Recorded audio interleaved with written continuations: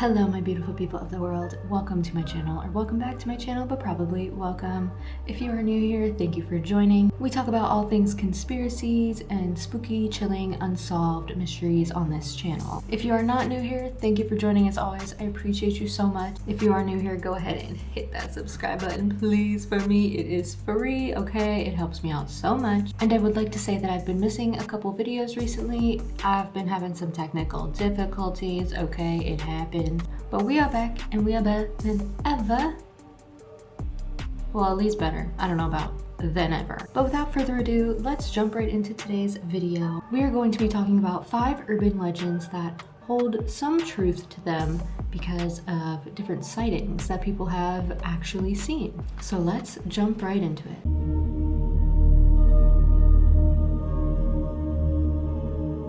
Now, some of these are common, you may have heard of them. Some are a little lesser known that I hadn't even heard of myself.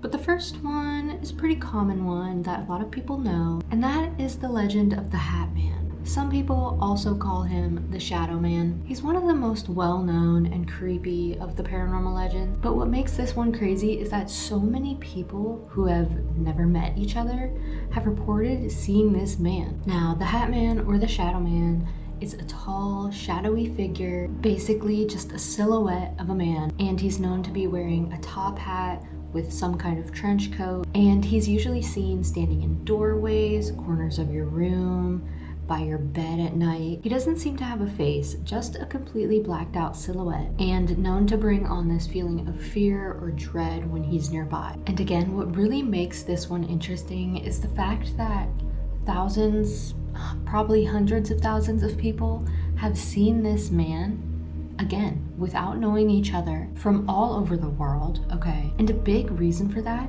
is a lot of people have claimed to see him when they're dreaming, or if they experience something like sleep paralysis, where they're unable to move, they can open their eyes, they're still technically dreaming, but they can't move their body, they can't actually wake up, and they see this shadow man standing at the end of the bed. Now, when it comes to paranormal believers, a lot of them speculate he might be some kind of demon, an interdimensional being, a death omen, or even some type of spirit that's attached to different traumas that the person may have. Some people have even been known to call him the doorway watcher because he'll just stand in the doorway and watch and never move, never get closer or further, just standing there watching. And psychologically, this makes this even creepier because there's this sense of wonder.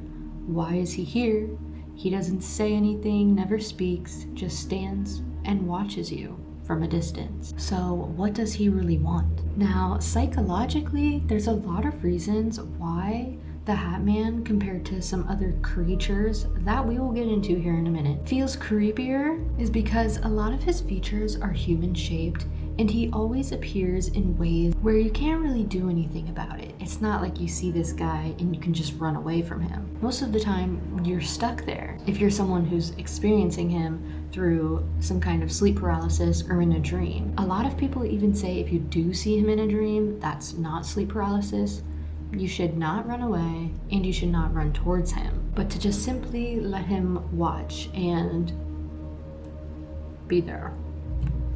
That's pretty creepy to me. But the real question is, why is he there in the first place?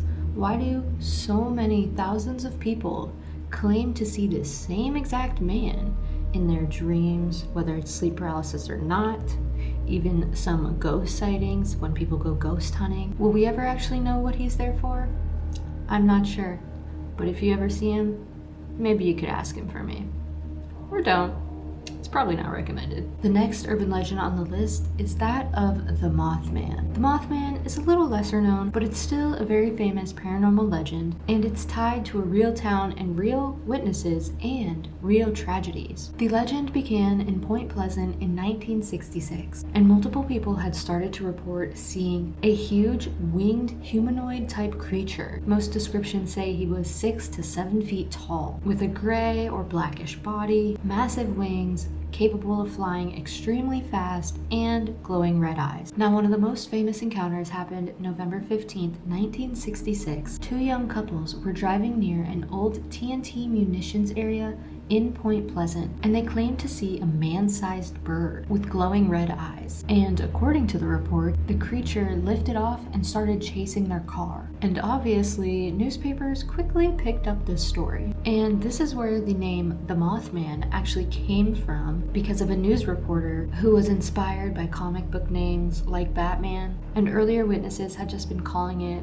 the Big Bird. So that's where the name the Mothman came from. Now, another well-known incident is the Silver Bridge collapse, and this happened December 15th, 1967. This bridge connecting West Virginia and Ohio suddenly collapsed during a rush hour traffic period, and it actually ended up killing 46 people. Now, the reason people were connecting this is because a lot of witnesses claimed to see the creature near the bridge beforehand, and it seems like sightings of the Mothman suddenly stopped pretty soon after this happened, and a lot of people took it as a type of warning, or even a bad omen, or possibly that the Mothman was the reason for the collapse of the bridge itself. But it's really these sightings, these events that actually happened, that give the Mothman his legend. And maybe this is why he wasn't really ever seen again, because he gave this warning and people listened. Whatever the case is, I would definitely be freaking out if a giant winged creature with bright red eyes was chasing me. Our next legend is a little less known,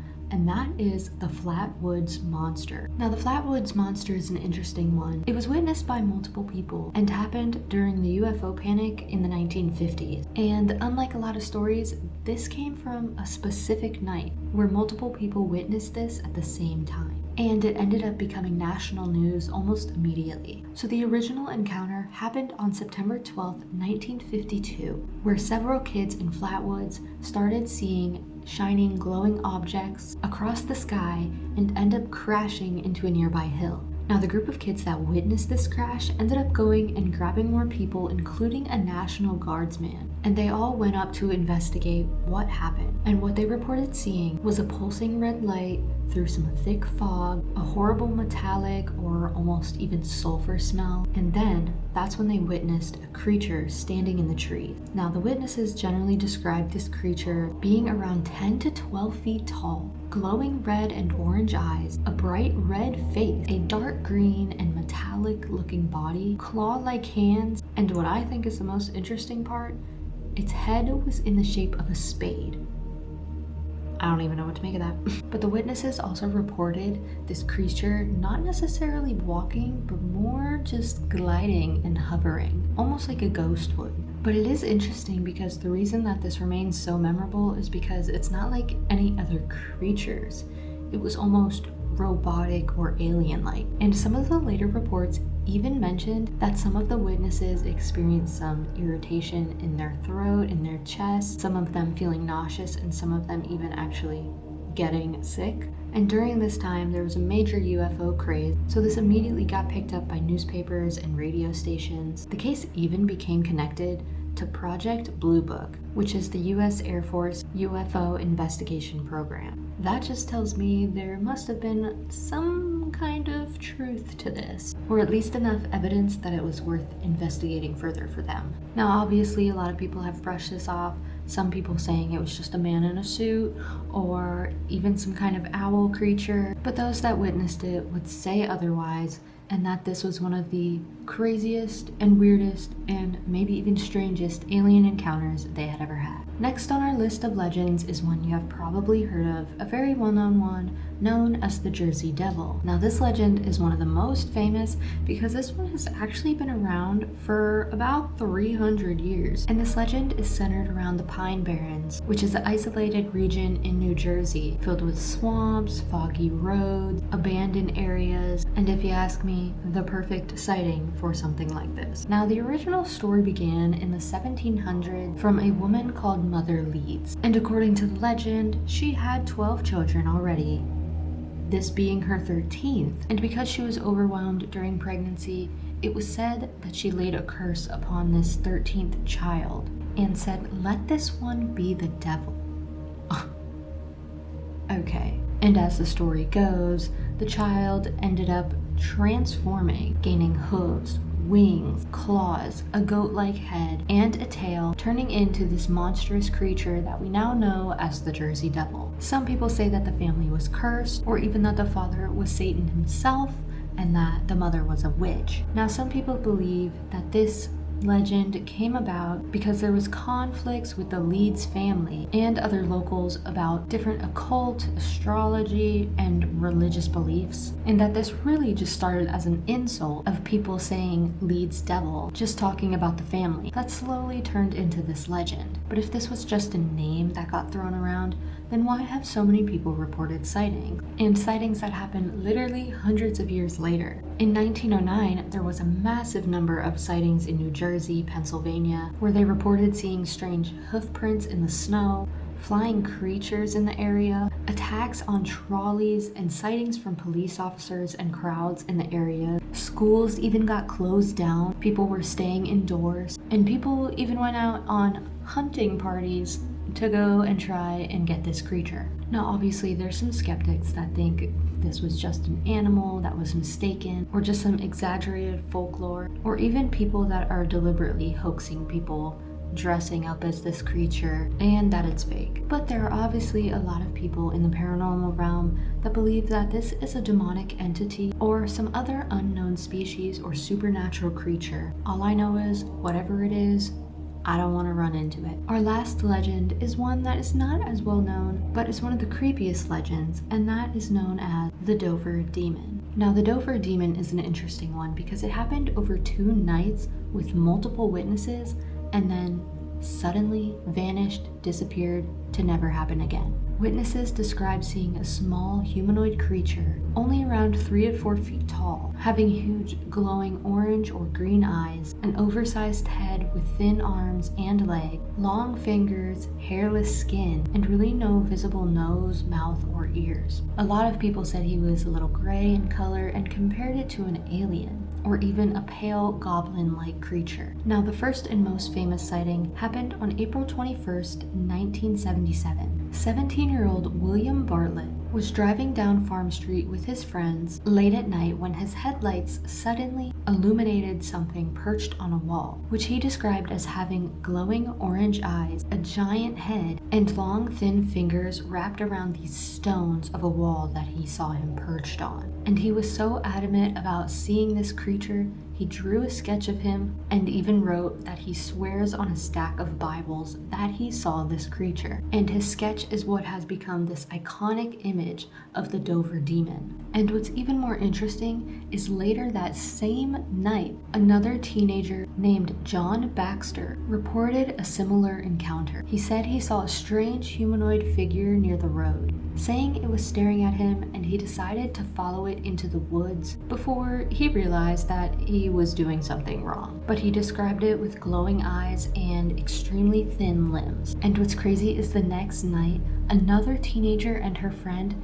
claimed to see the same creature crossing a road, again having a large head, glowing eyes, a super thin body, and moving very strangely. And the locations of where these sightings happened is interesting because it seems like the creature just walked straight through town, as if he was just passing through. Now, this legend of the Dover Demon doesn't have any other mythology or urban legends behind it. It really is all just based off of witness sightings seeing this creature, which, if you ask me, just makes it all the more creepier. But like other theories, there's always skeptics who believe that this was just a hoax, some type of misidentified animal, or people not seeing things correctly in the night. But some believers of this creature point out that witness sketches were all very similar, and all the witnesses were very sure on what they saw. This was not some kind of animal like a deer or something. And it's interesting because unlike these other creatures who are very big or have these claws or wings, this creature was much smaller, more alien-like, and didn't seem to disturb anybody. Again, just simply traveling through the town. If you ask me, it seems like this Dover Demon actually is just a mistaken creature and he just took the wrong turn and he's just trying to walk back home. Maybe he's actually a nice guy. But anyways, let me know what you think of all these legends. Are there any that you believe in? Have you yourself, or do you know anybody who has witnessed some of these? And are there any other urban legends that you are for certain are real. Alright you guys, I hope you enjoyed today's video. Be sure to leave it a like, subscribe, it helps me out so much and it's free to do. I appreciate you guys so much and I will see you in the next video. Bye!